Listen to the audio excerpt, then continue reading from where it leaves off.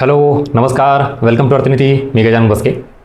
परीक्षा जसशी जवळ येईल तसं दडपण, टेन्शन, भीती ही काही प्रमाणात का असेना थोडी वाढते. बरं, आता ह्या सगळ्या गोष्टीकडं आपण विद्यार्थी म्हणून अभ्यासामुळे दुर्लक्ष करतो. म्हणजे शेवटच्या क्षणापर्यंत, आदल्या दिवसापर्यंत फक्त रीडिंग, वाचन, रिव्हिजन ह्याच गोष्टीकडे खूप जास्त आपण वेळ देतो आणि तो दिलाही पाहिजे. पण आता जसशी परीक्षा जवळ येईल, शेवटच्या टप्प्यात तुम्ही स्वतःच्या मानसिकतेकडं, म्हणजे स्टेबल मानसिकता कशी ठेवणे, मेंटॅलिटी, पॉझिटिव्हिटीच्या सोबत कॉन्फिडन्स, म्हणजे हे जे शब्द कीवर्ड्स आहेत ना, याच्यावर जरा थोडं लक्ष दिलंच पाहिजे. आत्तापर्यंत कदाचित तुम्हाला याची सवय नसेल, पण नक्कीच आता तुम्हाला इथून पुढे ती सवय लावावी लागेल. कारण या शेवटच्या टप्प्यामध्ये अभ्यासासोबत जर तुम्ही पॉझिटिव्ह आणि स्ट्रॉंग माइंडसेट ठेवला तर कितीतरी पटीनं तुमचा स्कोर चांगला येऊ शकतो.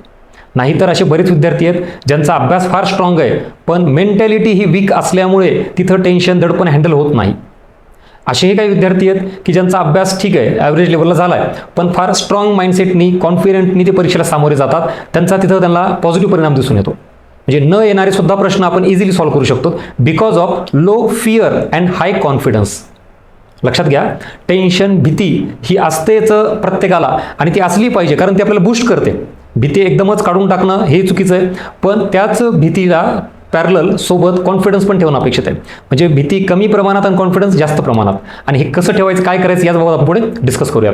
आता हे सगळं टेन्शन तुमच्या आयुष्यात असेल, त्याचं कारण सांगतो तुम्हाला. साहजिक आहे, कुठलीही एक्झाम त्याची जी भीती असते ॲक्च्युली ती प्रिपरेशनची नसते किंवा आपला अभ्यास कमी असण्याची भीती नसते. तर ती भीती कशाची असते, जी काही एक्झाम आपण देतोय, कुठलीही एक्झाम असू द्या, आत्तापर्यंत तुम्ही घेतलेली त्याच्यावरची मेहनत, एफर्ट्स, काय कोणी 1 वर्ष, कोणी 2 वर्ष, कोणी 6 वर्ष, कोणी 8 वर्ष एफर्ट्स घेतलेले आहेत, त्याचं प्रेशर असतं, ती भीती असते. ॲट द सेम टाईम आपलं स्वप्न, आपल्या घरच्यांचं स्वप्न, फॅमिली त्यात इन्व्हॉल्व असते. आई वडिलांना, भाऊ बहिणीला वाटतं असेल की माझा मुलगा, मुलगी यावेळेस पोस्ट मिळवेल, मग तेही दडपण, तेही प्रेशर असतं.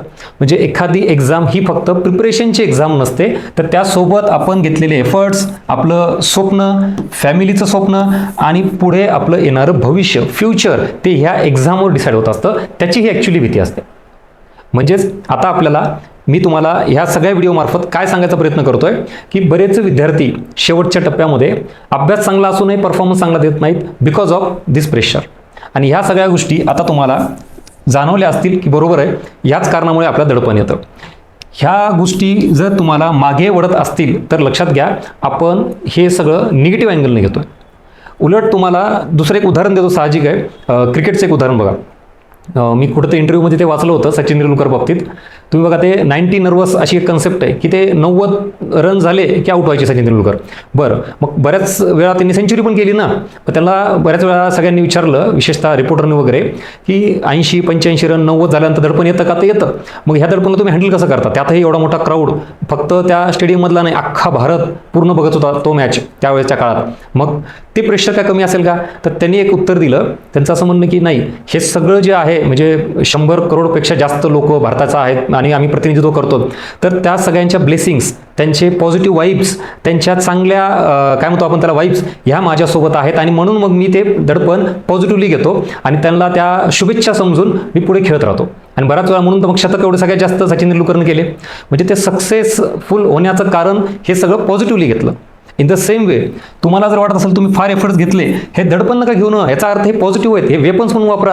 तुम्ही अनुभवी आहात, जुने आहात, म्हणजे याचा अर्थ फेल आहात असं नाही, किंवा तुम्ही एकदमच काहीच नाही केलं असं होत नाही. याचा अर्थ तुम्ही एफर्ट्स घेतलायत.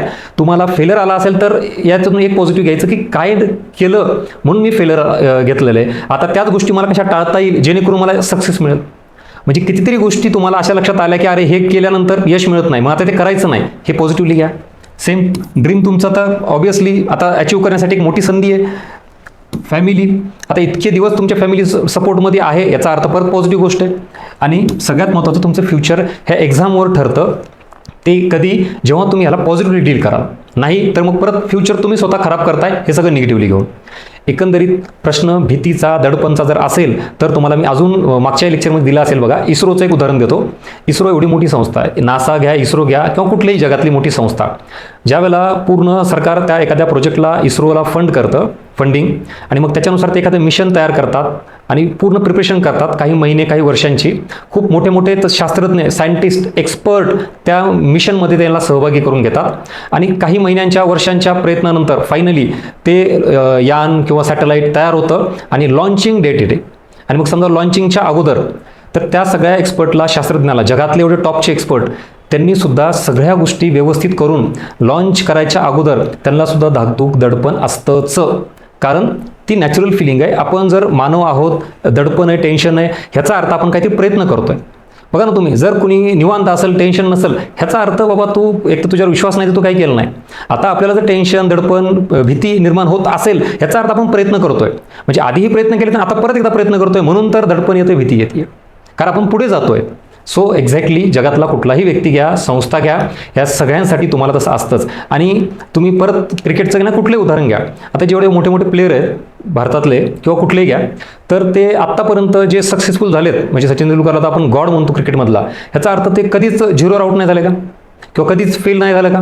झालेत ना. मग तरी तेवढा ग्रेट का झाला? किंवा इतरही कुठला प्लेयर एवढा मोठा का झाला? धोनी असू द्यात, विराट कोहली असू द्यात. त्याचं रिझन आहे की त्या फेलरला त्यांनी डील पॉझिटिव्हली केलं, किंवा त्यांच्यातले एफर्ट जे आहेत का ते परत ते पुढे पॉझिटिव्हली लावलेले आहेत. आपला प्रॉब्लेम काय आहे, आपल्याला हे दडपण, भीती अजून जास्त का वाढते? आधीचे फेलर्स आपण निगेटिव्हली घेतो. म्हणजे सक्सेसफुल पीपल याच्या अगोदर कधीच अनसक्सेसफुल झाले असं नसतं का? कितीतरी वेळा अपयश आलेलं असतं, पण मग त्याला ते डील कसं करायचं हे शिकलेले असतात आणि म्हणून पुढे गेलेत आणि पुढे यश मिळतं. आपल्याला तसंच करायचं आहे. या सगळ्यांचं कुठंही हे असं हात लावून बसण्यापेक्षा याला पॉझिटिव्हली घेऊन कसं पुढे जाता येईल त्यासाठी आपण प्रयत्न केला पाहिजे. आणि याच्यासाठी आत्ता जे सांगितलं, प्रॉब्लेम्स, टेन्शन, फिअर हे असणारे नॅचरली आहे, ह्याला पूर्णतः संपवण्याचा प्रयत्न करू नका. तुमच्यापैकी बरेच विद्यार्थी काय स्वतःहून अपेक्षा करतात माहिती आहे का? सर मला टेन्शन आलंच नाही पाहिजे, सर भीती आलीच नाही पाहिजे, अरे हे शक्यच नाही आहे, हे मान्य करा. किंवा छोट्या मोठ्या गोष्टींना आपण बघा, म्हणजे आता प्रिपरेशन दरम्यान लायब्ररीमध्ये असू द्यात, रूममध्ये असू द्यात, मित्र मैत्रिणी यांच्याकडून काहीतरी गोष्टी होतात, त्याच्यामुळे परत टेन्शन यायला लागतं. किंवा बरेच काही प्रॉब्लेम्स क्रिएट होतात एक्सटर्नल फॅक्टरमुळे, त्याच्यामुळे टेन्शन यायला लागतं. म्हणजेच ह्या गोष्टी तुमच्या हातात नाहीत हे आधी मान्य करा. कुठल्या काहीतरी प्रॉब्लेम्स येणं, कुठल्याही स्वरूपामध्ये काही टेन्शन येणं, फिअर येणं, ही नॅचरल फिलिंग ही येणारच आहे. So accept it. आता आपल्या हातात काय माहिती का, या प्रॉब्लेम्सला तुम्ही कसं डील करता, how you react this problems or fear, याला तुम्ही कसं रिॲक्ट करता, कसं डील करता, याच्यावर रिझल्ट डिपेंड आहे. नाही तर प्रॉब्लेम सगळ्यांनाच आहे. म्हणजे असा जगात कुठलाच व्यक्ती नाही, अपवादात्मक काही श्रीमंत व्यक्ती सोडले तर, की त्याला सगळी सिच्युएशन एकदम कंट्रोल असते, सगळं एकदम आईवडिलांनी त्याला व्यवस्थित दिलेलं असतं. अभ्यास करणे, पुस्तकं, परीक्षेला जाणे, त्याच्यासाठी गाडी वगैरे फार रिअर. पण आपल्यासारखे सर्वसामान्य व्यक्तींना हे असणारच आहे. सगळं आपल्याला सहन करायचं आहे. काय प्रॉब्लेम्स आले तर आपल्याला सॉल्व्ह करायचे आहेत. पण त्याला जर तुम्ही असं म्हणलात की नाही सर प्रॉब्लेमच यायला नाही पाहिजे, भीतीच नाही वाटायला पाहिजे, तर हे तुम्ही चुकताय. आणि याच्यामुळेच कदाचित आपण काय करतो माहिती आहे का, ह्याला दुर्लक्ष करतो. नाही, ते लक्ष दिलं की भीती वाढते, उलट त्याला डील करायचा प्रयत्न करा. म्हणजे आता शेवटच्या टप्प्यात मी तुम्हाला इथंपर्यंत जे सांगितलं त्याचं कन्क्लुजन काय आहे, याला तुम्ही कंट्रोल करू शकता का नाही हे आपल्या हातात नाही आहे. तर मग आता आपल्या हातात काय आहे, ह्याला डील करणं, ह्याला रिॲक्ट करणं. आणि हे प्रत्येकाचं स्वतःला जास्त जमत असतं.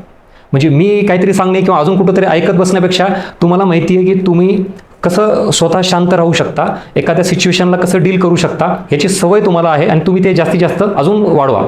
म्हणजे उदाहरणार्थ एखादा काही छोटा मोठा प्रॉब्लेम आहे लायब्ररीत बसून, किंवा रूममध्ये एखादा काहीतरी मित्रासोबत वाद होतो, तर आता वाद झालाच नाही पाहिजे हे मुळात चुकीचं आहे. पण वाद झाल्यावर तुम्ही त्याला कसं डील करता, शांतपणे रिॲक्ट करता, आणि परीक्षेच्या शेवटी काही गोष्टी सोडून द्यायचा विचार करत चला. म्हणजे प्रत्येक गोष्टीला रिॲक्ट करणं, तिथं आरेला तुरे करणं, कार्य करणं, हे जर करत बसलात तर मेन ड्रीम राहतं बाजूला. म्हणून शेवटच्या टप्प्यात काही गोष्टींना दुर्लक्ष करा, हे पण एक स्किल आहे. ह्यालाही तुम्ही कसं रिॲक्ट होता त्याचा अर्थ होतो. काही गोष्टी सॉफ्टली हँडल करा. एकदम थोडंफार त्याला आपण सॉफ्टली रिॲक्ट झालो की डायरेक्ट प्रॉब्लेम सॉल्व्ह होतो. पण नाही, आपल्याला कसं असतं, इगोवर घ्यायचं. शेवटच्या दिवसापर्यंत काही झालं की नाही मी याला बघणारच, कशाला, आपला मेन उद्देश काय आहे. आणि ह्या 8 दिवसात आपण जास्त सेन्सिटिव्ह झालेलो असतो. म्हणजे का, कारण आयुष्य पणाला लागलेलं असतं. आता सांगितलं मी सगळं, हे सगळं पणाला लागलेलं असतं. ह्याच्यामुळे थोडं जरी काही झालं लगेच रिॲक्ट होतो, येस ऑर नो. इथंपर्यंत मी जे सांगतोय ते पटतंय का, रिलेट होतंय का. आणि ह्याच्यातून, या लेक्चरमधून माझं म्हणणं तुम्हाला फार सोल्युशन नाही मिळालं तरी चालतं, पण किमान प्रॉब्लेम तरी कळाला का, मला आवर्जून कमेंट बॉक्समध्ये मेन्शन करा.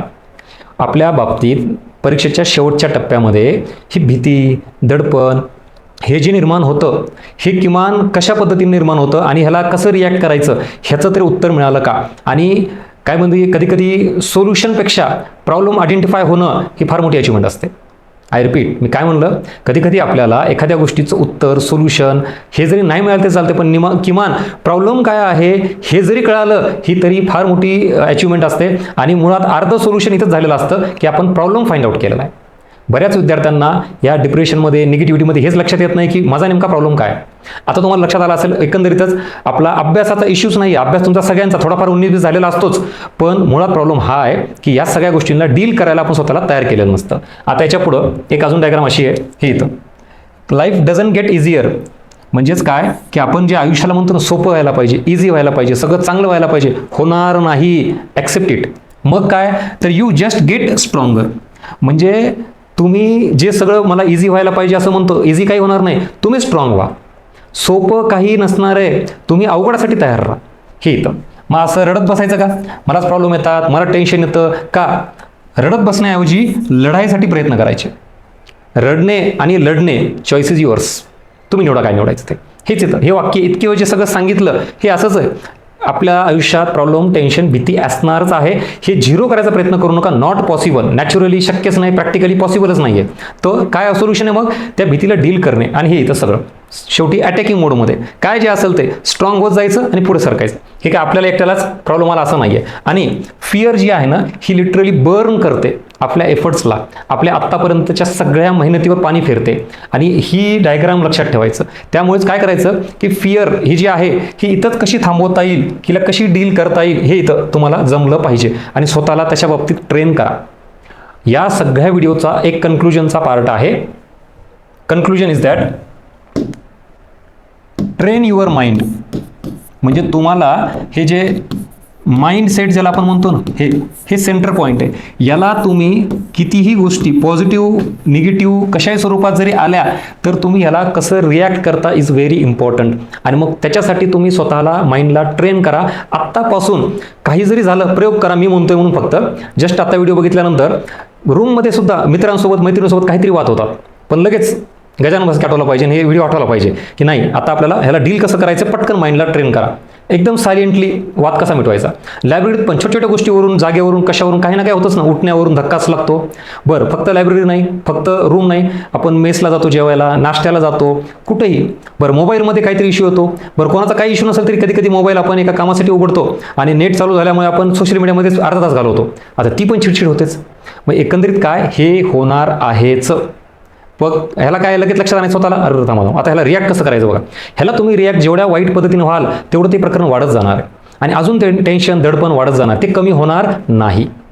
ह्याच्याही पलीकडे काही वेळा आता इलेक्ट्रिसिटीचा इश्यू आहे, लाईटच नाही आहे, म्हणजे जे एक्सटर्नल फॅक्टर आहेत ना त्याच्यामुळे स्वतःचं सगळं जे काही आत्तापर्यंत केलेलं, साठवलेलं आहे ते डिस्टर्ब होऊ द्यायचं नाही. म्हणजे माइंडसेट जे आहे ना ते एवढा सिक्युअर करून ठेवायचा, कितीही काही वाईट झालं तरी शांत राहण्याचा प्रयत्न करा. हे आय नो की हे सोपं नाही आहे, पण मग आता आपल्याला दुसरा ऑप्शन पण नाही आहे ना. जर तुम्ही रिॲक्ट होऊन डिस्टर्ब होऊन बसले तर इतके वर्ष, इतके मेहनत केलेलं आणि हे सगळं जे इथं दिलेलं आहे हे सगळं जातं ना पाण्यामध्ये.